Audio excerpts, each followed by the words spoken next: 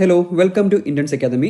ഇന്ന് നമ്മൾ ഡിസ്കസ് ചെയ്യുന്നത് ഈ വർഷം 2025 PSC ചോദിച്ച വിദ്യാഭ്യാസ കമ്മീഷൻ എന്ന വിഭാഗത്തിൽ വരുന്ന ഒരു ക്വസ്റ്റ്യൻ ആണ്. എന്താണ് ക്വസ്റ്റ്യൻ നോക്കിക്കഴിഞ്ഞാൽ 10+2+3 എന്ന വിദ്യാഭ്യാസ രീതി കൊണ്ടുവന്നത് ഏത് കമ്മീഷനാണ് എന്നുള്ളതാണ്. അപ്പോൾ അതിൻ്റെ ആൻസർ നിങ്ങൾ കമൻറ്റ് ചെയ്യുക. നമ്മൾ ഇന്നിവിടെ ഡിസ്കസ് ചെയ്യുന്നത് ഡോക്ടർ എസ് രാധാകൃഷ്ണ കമ്മീഷൻ എന്ന വിദ്യാഭ്യാസ കമ്മീഷനാണ്. നിങ്ങൾക്കറിയാലോ ഡോക്ടർ എസ് രാധാകൃഷ്ണ കമ്മീഷൻ. അതിൻ്റെ മറ്റൊരു പേരാണെന്ത്?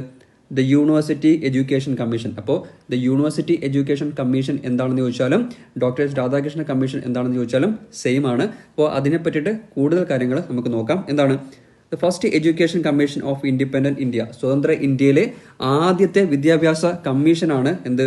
ഡോക്ടർ എസ് രാധാകൃഷ്ണ കമ്മീഷൻ, അല്ലെങ്കിൽ എന്താണ് ദ യൂണിവേഴ്സിറ്റി എഡ്യൂക്കേഷൻ കമ്മീഷൻ എന്ന് പറയുന്നത്. എന്നാണ് ഗവൺമെന്റ് അപ്പോയിന്റ് ചെയ്തത്? 1948 നമ്മുടെ ഗവൺമെന്റ് ഈ ഒരു കമ്മീഷനെ അപ്പോയിന്റ് ചെയ്യുന്നത് എന്നുള്ള കാര്യം ഓർത്തു വെച്ചേക്കാം. വർഷം 1948. ഇനി ചെയർമാൻ ആരാണ്? നമ്മളെ കമ്മീഷന്റെ പേര് പറയുന്നത് പോലെ തന്നെ ചെയർമാൻ എന്താണ്? Doctor S Radhakrishnan. എൻ്റെ ഫുൾ നെയിം എന്താണ്? ഡോക്ടർ എസ് രാധാകൃഷ്ണന്റെ ഡോക്ടർ സർവപ്പള്ളി രാധാകൃഷ്ണൻ എന്നുള്ളതാണ് ഡോക്ടർ എസ് രാധാകൃഷ്ണന്റെ പൂർണ്ണമായിട്ടുള്ള നാമം. പ്രത്യേകം എന്താണ്? Former vice chancellor of Banaras Hindu University. അതേപോലെ തന്നെ എന്താണ്? നമ്മുടെ സെക്കൻഡ് പ്രസിഡന്റ് ഓഫ് ഇന്ത്യ, നമ്മുടെ രണ്ടാമത്തെ രാഷ്ട്രപതി കൂടിയായിരുന്നു ഡോക്ടർ എസ് രാധാകൃഷ്ണൻ എന്ന് പറയുന്നത്. അപ്പോൾ ആ പോയിന്റ്സ് നിങ്ങൾക്ക് മനസ്സിലായല്ലോ. സ്വതന്ത്ര ഇന്ത്യയിലെ ആദ്യത്തെ വിദ്യാഭ്യാസ കമ്മീഷനാണ്. 1948 ആര്? നമ്മുടെ ഗവൺമെന്റ് ഈ ഒരു കമ്മീഷനെ ചുമതലപ്പെടുത്തുന്നത്. അതിന്റെ ചെയർമാൻ എന്ന് പറയുന്നത് ഡോക്ടർ എസ് രാധാകൃഷ്ണൻ. പൂർണ്ണമായിട്ടുള്ള നാമം ഡോക്ടർ സർവപ്പള്ളി രാധാകൃഷ്ണൻ എന്നുള്ളതാണ്. എന്താണ് പ്രത്യേകത? ബനാറസ് ഹിന്ദു യൂണിവേഴ്സിറ്റിയുടെ വൈസ് ചാൻസലർ ആയിരുന്നു. അതേപോലെ തന്നെ നമ്മുടെ രണ്ടാമത്തെ പ്രസിഡന്റ് അല്ലെങ്കിൽ രാഷ്ട്രപതി കൂടിയായിരുന്നു ഡോക്ടർ എസ് രാധാകൃഷ്ണൻ. ഇനി ഈ ഒരു കമ്മീഷൻ ഇനാഗുറേറ്റ് ചെയ്തത് ആരാണെന്ന് വെച്ചാലാണ് നമ്മുടെ ആദ്യത്തെ വിദ്യാഭ്യാസ മന്ത്രിയായിട്ടുള്ള ആരാണ്? അബ്ദുൽ കലാം ആസാദാണ്. അബ്ദുൽ കലാം ആസാദാണ് ഇത് ഇനാഗുറേറ്റ് ചെയ്തത്, ഉദ്ഘാടനം ചെയ്തത് എന്ന് പറയുന്നത്. അതും ഇമ്പോർട്ടൻ്റ് ആയിട്ടുള്ള പോയിന്റ് ആണ്, നോട്ട് ചെയ്ത് വെച്ചേക്കുക. ഇനി എന്താണ്? 10 അംഗങ്ങളായിരുന്നു ഈ ഒരു കമ്മീഷനിൽ ഉണ്ടായിരുന്നത്. 10 അംഗങ്ങളായിരുന്നു.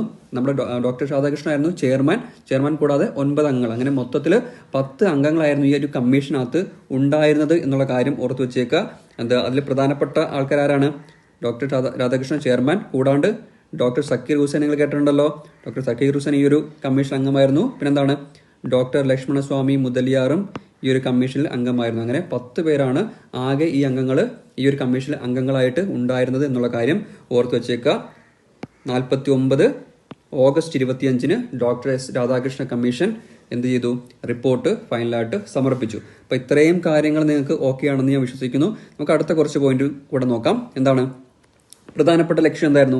ഇന്ത്യയിലെ സർവകലാശാല വിദ്യാഭ്യാസത്തെ കുറിച്ചിട്ട് ആ പ്രശ്നങ്ങൾ പഠിച്ച് അതിന്റെ നിലവാരം ഉയർത്തുന്നതിനുള്ള ശുപാർശകൾ സമർപ്പിക്കുക എന്നുള്ളതായിരുന്നു ഡോക്ടർ എസ് രാധാകൃഷ്ണ കമ്മീഷന്റെ എന്താണ് പ്രധാനപ്പെട്ട ലക്ഷ്യം എന്ന് പറയുന്നത്. ഇപ്പോൾ മനസ്സിലായ ലക്ഷ്യം എന്താണ്? സർവകലാശാല വിദ്യാഭ്യാസത്തെ കുറിച്ചിട്ട് ആ പ്രശ്നങ്ങളൊക്കെ പഠിച്ചിട്ട് അതിന്റെ നിലവാരം ഉയർത്താനായിട്ടുള്ള നിർദ്ദേശങ്ങളൊക്കെ സമർപ്പിക്കുക. ഓക്കെ, അത് മനസ്സിലായല്ലോ. ഇനി കമ്മീഷന്റെ പ്രധാനപ്പെട്ട ശുപാർശകൾ, ഇത് വളരെ ഇമ്പോർട്ടന്റ് ആണ്. എന്താണ് ശുപാർശകൾ? പ്രധാനം യൂണിവേഴ്സിറ്റി ഗ്രാൻഡ് കമ്മീഷൻ. നിങ്ങൾക്കറിയാലോ UGC നിങ്ങൾ കേട്ടിട്ടുണ്ടല്ലോ, യൂണിവേഴ്സിറ്റി ഗ്രാൻഡ് കമ്മീഷൻ. അപ്പോൾ എന്താണിത്? സർവകലാശാലകളുടെ പ്രവർത്തനങ്ങളെ ഏകോപിപ്പിക്കുവാനും സാമ്പത്തിക സഹായം നൽകുവാനും ഒരു ഗ്രാൻഡ് കമ്മീഷൻ രൂപീകരിക്കുക അല്ലെങ്കിൽ സ്ഥാപിക്കണമെന്ന് ഈ ഒരു രാധാകൃഷ്ണ കമ്മീഷൻ ശുപാർശ ചെയ്തിട്ടുണ്ട്. അതാണ് യൂണിവേഴ്സിറ്റി ഗ്രാൻഡ് കമ്മീഷൻ എന്ന് പറയുന്നത്. ഇതിന്റെ അടിസ്ഥാനത്തിൽ 1953 ശുപാർശ ചെയ്തു. 56 ഇതൊരു നിയമപരമായിട്ടുള്ള സ്ഥാപനമായിട്ട് മാറി. ഓക്കെ, അപ്പം UGCയുടെ കാര്യം മനസ്സിലായല്ലോ. യൂണിവേഴ്സിറ്റി ഗ്രാൻഡ് കമ്മീഷൻ ഈ ഒരു ശുപാർശയുടെ രാധാകൃഷ്ണ കമ്മീഷന്റെ ശുപാർശയുടെ അടിസ്ഥാനത്തിൽ 1953 UGC സ്ഥാപിക്കപ്പെട്ടു. അതൊരു ഭരണഘടന അല്ലെങ്കിൽ നിയമപരമായിട്ടുള്ള സ്ഥാപനമായിട്ട് മാറുന്നത് 1956 എന്നുള്ള ആ പോയിന്റും ഓർത്ത് വെച്ചേക്കുക. 53 എന്താണ് ഇത് സ്ഥാപിച്ചു, 56 ഇതിൽ നിയമപരമായിട്ടുള്ള സ്ഥാപനമായിട്ട് മാറി. ഇത് റെക്കമെൻഡ് ചെയ്തവരാണ് UGC? ഡോക്ടർ എസ് രാധാകൃഷ്ണൻ ആണ്, അല്ലെങ്കിൽ രാധാകൃഷ്ണ കമ്മീഷനാണ് UGC എന്നൊരു ആശയം റെക്കമെൻഡ് ചെയ്തത് എന്നുള്ള കാര്യം ഓർത്തിരിക്കുക. എന്തിനു വേണ്ടിയിട്ടാണ്? സർവകലാശാലകൾ, നമ്മുടെ യൂണിവേഴ്സിറ്റികളുടെ പ്രവർത്തനങ്ങളെ ഏകോപിപ്പിക്കുവാനും സാമ്പത്തിക സഹായം നൽകുവാനും വേണ്ടിയിട്ട്. മനസ്സിലായല്ലോ. ഇനി എന്താണ്? കോഴ്സുകളുടെ ദൈർഘ്യത്തെ പറ്റി പറയുന്നുണ്ട്. എന്താണ്? ബിരുദ കോഴ്സുകൾക്ക് 3 വർഷം ദൈർഘ്യം ഉണ്ടായിരിക്കണമെന്ന് ശുപാർശ ചെയ്തു. കൂടാതെ എന്താണ്? ഒരു അധ്യയന വർഷത്തിൽ കുറഞ്ഞത് 180 അധ്യയന ദിവസങ്ങൾ ഉണ്ടായിരിക്കണമെന്നും നമ്മുടെ ഡോക്ടർ രാധാകൃഷ്ണ കമ്മീഷൻ ശുപാർശ ചെയ്തിട്ടുണ്ട്. എന്താണ്? ബിരുദ കോഴ്സുകൾക്ക് 3 വർഷം. ഇപ്പോൾ അങ്ങനെയാണല്ലോ, 3 വർഷമാണല്ലോ. ബിരുദ കോഴ്സുകൾക്ക് 3 വർഷം ദൈർഘ്യം ഉണ്ടായിരിക്കണമെന്ന് ശുപാർശ ചെയ്താരാണ്? നമ്മുടെ ഡോക്ടർ എസ് രാധാകൃഷ്ണ കമ്മീഷനാണ്. അതുപോലെ തന്നെ കുറഞ്ഞത് 180 അധ്യയന ദിവസങ്ങൾ ഉണ്ടായിരിക്കണം ഒരു അധ്യയന വർഷത്തിൽ എന്ന് ശുപാർശ ചെയ്തതും ഡോക്ടർ എസ് രാധാകൃഷ്ണനാണ്. ഓക്കെ, ഇനി എന്താണ്? പഠന മാധ്യമം.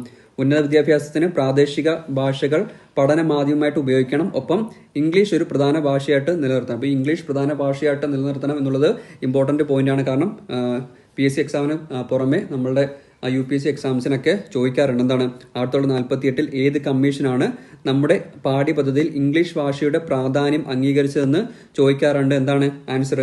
ഡോക്ടർ രാധാകൃഷ്ണ കമ്മീഷനാണ് എന്നുള്ള കാര്യം ഓർത്ത് വെച്ചേക്കുക. അതേപോലെ തന്നെ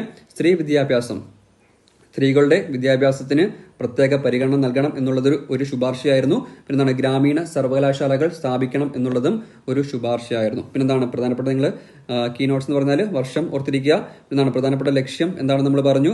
പ്രധാന ശുപാർശ UGC ഒരു പ്രധാന ശുപാർശയായിരുന്നു. മറ്റൊരു പേരെന്താണ് യൂണിവേഴ്സിറ്റി എഡ്യൂക്കേഷൻ കമ്മീഷൻ എന്നുള്ളതാണ്. അപ്പോൾ ഇത്രയും കാര്യങ്ങൾ നിങ്ങൾക്ക് മനസ്സിലായെന്ന് വിശ്വസിക്കുന്നു. അപ്പോൾ വീഡിയോ ഇഷ്ടപ്പെട്ടാൽ ലൈക്ക് ചെയ്യുക, ഷെയർ ചെയ്യുക, ഇത്രയും കാര്യങ്ങൾ പഠിക്കുക. Okay, thank